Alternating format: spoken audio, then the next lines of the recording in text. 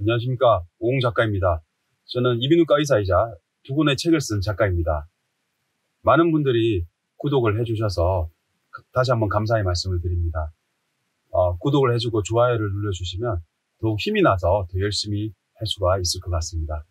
오늘은 많은 분들이 오시는 질환에 대해서 말씀드리려고 하는데요. 최근에 구내염이 많이 늘어났습니다. 많은 분들이 목이 아프다든지 또는 혀가 아프다든지 이런 식으로 병원에 오는데 우리가 입안을 살펴보면 하얗게 파진 상처를 볼 수가 있습니다. 특별히 전신질환이 없는 경우, 입안에 계속 재발하는 경우 재발성 아프타성 구내염이라고 말을 합니다. 이러한 재발성 아프타성 구내염의 원인은 우리가 흔히 바이러스나 세균 감염 또는 비타민 B12, 엽산, B9이죠. 혹은 철, 이러한 영양이 부족한 경우 또는 면역력이 떨어진 경우 또는 면역장애가 있는 경우 요즘에 또 스트레스 때문에 또 많이 생기죠. 그리고 외상이라는 거는 직접적으로 부딪힌 게 아니고 예를 들면 치아에 교정을 하는 그런 장치가 있다든지 임플란트를 했다든지 치아에 틀니를 하면서 좀 맞지 않는다든지 혹시 치솔에 의해서 그럴 수도 있고요. 심지어 딱딱한 음식 때문에 상처가 날 수가 있죠. 이런 것들이 외상적인 거고요. 그리고 3분의 1에서 유전적인 경향이 있고요. 호르몬 변화, 좀 여성분들이 많이 생기죠. 그리고 음식물 알레르기가 있으면 우리가 피부 알레르기가 있으면 점막이 붙듯이 당연히 입안에 점막이 붙게 되면 호발하겠죠. 그리고 여러 가지 전신질환, 항암을 생각하면 되는데 항암제를 투여를 하면 구내염이 잘 생기듯이 이러한 여러 가지 전신질환이 있는 경우도 잘 생기게 됩니다. 이러한 원인을 살펴본 이유는 특별히 아프타성 구내염의 원인을 알 수는 없지만 이러한 원인들이 일으킨다는 것을 생각하면 예방이라든지 치료를 할 때 도움을 받을 수가 있습니다. 아프타성 구내염은 크기나 형태에 의해서 세 가지로 나눕니다. 가장 많이 보는 소아프타성 구내염, 말 그대로 한 1cm 미만인데요. 한두 군데 생기고요. 주로 전방 부분에 많이 생기죠. 이러한 거는 한 일주일에서 10일 정도만 있으면 금방 치료가 되고요. 상처는 남지가 않습니다. 두 번째, 대아프타성 구내염은 입안의 편도나 또는 인두에 많이 생기는데요. 1cm 이상이고 상당히 큽니다. 보통 한두 개 생기는데요. 이걸 경험한 사람들은 정말 극심한 통증을 느끼고요. 6주 이상 걸리기 때문에 6주에서 수개월 걸리기 때문에 통증도 있지만 또 불안한 마음이 있죠. 혹시 구강암이 아닐까? 그래서 구강암과 이러한 아프타성 구내염은 마진 자체가 아주 깨끗하죠. 이런 아프타성 구내염. 그리고 시간이 지나면 점점 낫게 되죠. 하지만 암이나 안 좋은 병은 점점 커지게 되고 깊어지죠. 그렇기 때문에 크게 생기거나 너무 오래 가면 이비인후과에 와서 한번 감별도 해보는 게 좋습니다. 세 번째, 포진형 구내염인데요. 포진형, 단순 포진 들어봤듯이 포진형 구내염은 재발성 포진염처럼 재발성 단순 포진염은 헐페스 바이러스 때문에 생긴데요. 그런 것들은 수포가 생기고 생기지만 이런 포진성 구내염은 여러 군데 수포가 생기지 않고 작은 1mm에서 3mm 되는 거지 여러 군데 구내염이 생긴 것을 포진형 구내염이라고 합니다. 보통 1, 2주 지나면 낫게 됩니다. 그래서 이러한 것들을 이렇게 크기별로 나눈 이유가 얼마나 빨리 낫는지 어떤 병을 감별해야 되는지를 알기 위해서 이렇게 나누게 됩니다. 치료는 먼저 가장 중요한 게 우리가 병원에 오는 경우에는 소작을 하죠. 그러니까 화학적으로 살짝 지지는데요. 쉽게 말하면 손이나 다른 부위에 상처가 났을 때 피가 나면서 딱지가 생기고요. 여기다가 재생밴드를 붙이면 빨리 낫는데요. 입안은 하루 3번 이상 계속 먹기 때문에 입안에 상처가 낫기가 어렵죠. 그리고 음식을 먹을 때마다 아프기 때문에 직접적으로 우리가 살짝 하얗게 막을 만들어줍니다. 그래서 병원에서는 주로 AgNO3라는 화학물질을 사용해서 소작을 하고요. 우리가 흔히 유명한 약이 있죠. 알보칠이라고 약국에서 살 수가 있는데요. 그 부위를 살짝 이렇게 찢어주면 됩니다. 문제는 하루에 한 번씩 찢는 건 별로 좋지 않고요. 왜냐하면 우리가 상처가 났을 때 딱지가 생기면 기다려줘야 되듯이 한 번 찢고 바로 낫는 경우도 있고요. 너무 심한 경우는 2, 3일에 한 번씩 와서 찢어줍니다. 그래서 이 알보칠이랑 AGNO3가 중요하고요. 그리고 아까 앞에서 면역질환이라고 이야기했기 때문에 이러한 면역질환은 우리 약으로 사용할 때는 스테로이드가 가장 중요합니다. 그래서 스테로이드라는 것은 부작용도 생길 수 있지만 잘 쓰면 명약이죠.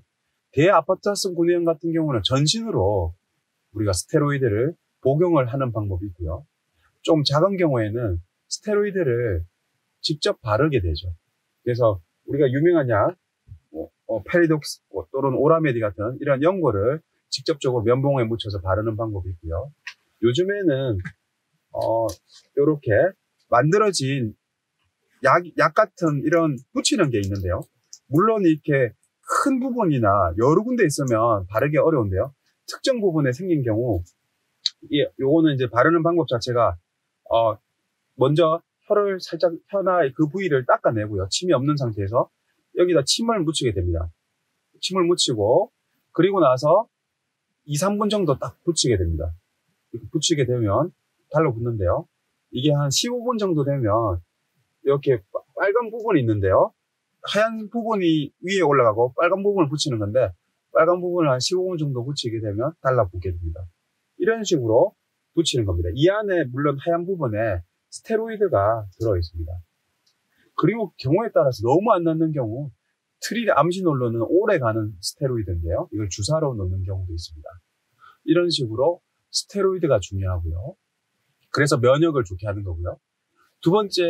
세 번째는 우리가 바이러스 세균 감염도 영향이 있기 때문에 우리가 클로르헬사메딘이라는 이런 가글을 이용해서 입을 계속 헹구게 됩니다.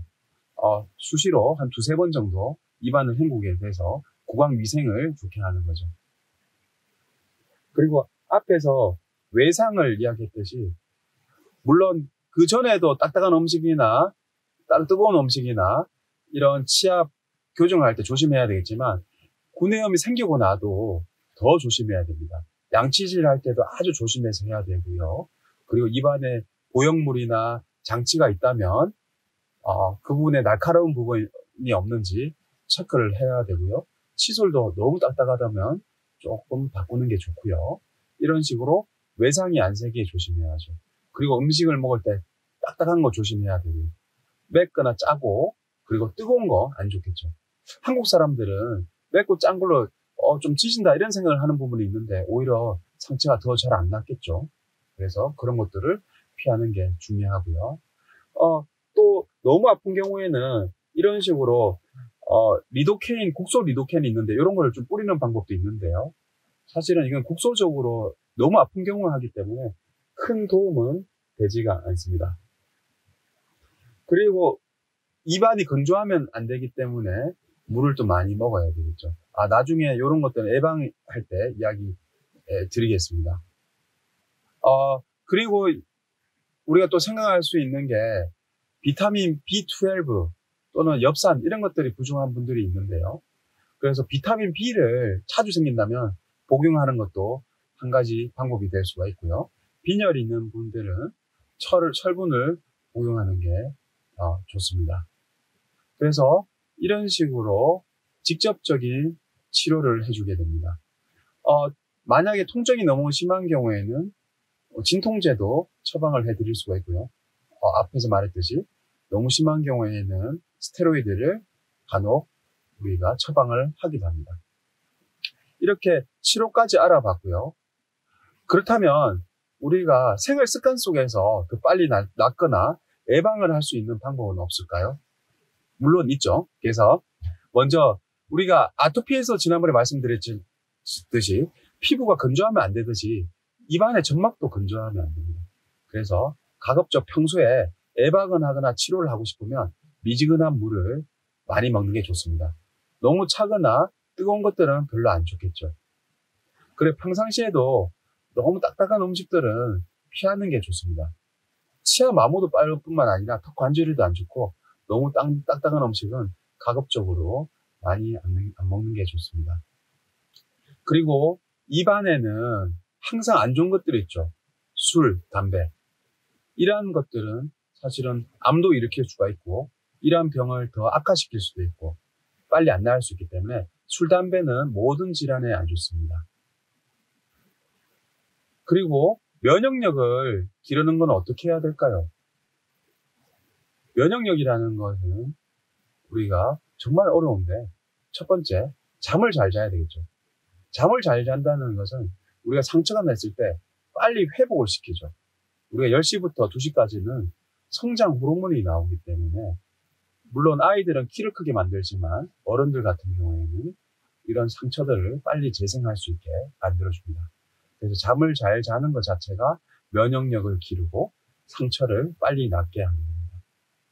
그리고 음식 같은 경우에는 우리가 비타민 12, 철분 이런 거 들어봤겠지만 이러한 음식들은 골고루 섭취하다 보면 섭취가 됩니다.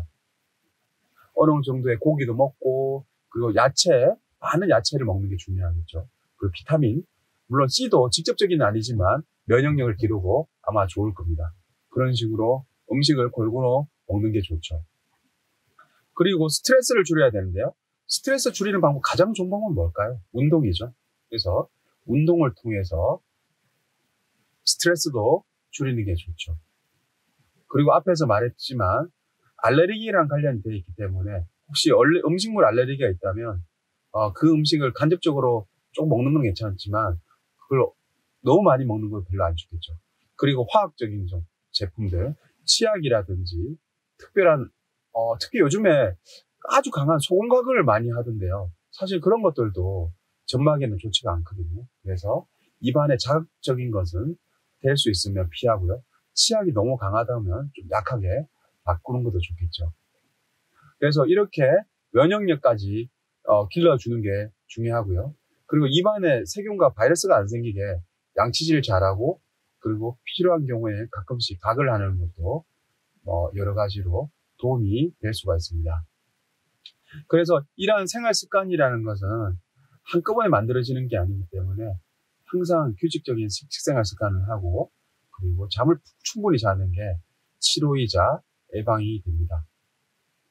그래서 이러한 질환들이 정말 가벼운 질환이면 가벼운 질환이는 게 참 쉽지만 현대의학도 이러한 원인을 알 수 없는 질환들은 딱 이렇게 어떤 세균이 있으면 항생제 이런 것은 없기 때문에 자기가 어떤 부분에서 생기는지를 잘 생각해 됩니다. 나는 잠을 못 자면 생긴다. 나는 섭취를 하면 생긴다. 아니면 특정 음식을 먹으면 생긴다. 아니면 특정 화학약품을 사용하면 생긴다. 아니면 술, 담배를 하면 생긴다. 등등 이러한 자신만의 어떤 원인을 살피고 그 원인을 교정하는 게 좋습니다. 그래서 어떤 사람한테는 비타민 B를 복용하는 게 좋을 수도 있지만 어떤 사람들한테는 별 도움이 안 될 수가 있겠죠. 그래서 자신만의 생활 습관을 항상 갖는 게 좋고요. 자기 자신의 몸에 대해서는 누구보다, 의사보다 자기 자신이 잘 알아야 됩니다. 오늘은 구내염에 대해서 알아봤는데요. 조금이라도 도움이 되셨다면 좋겠습니다.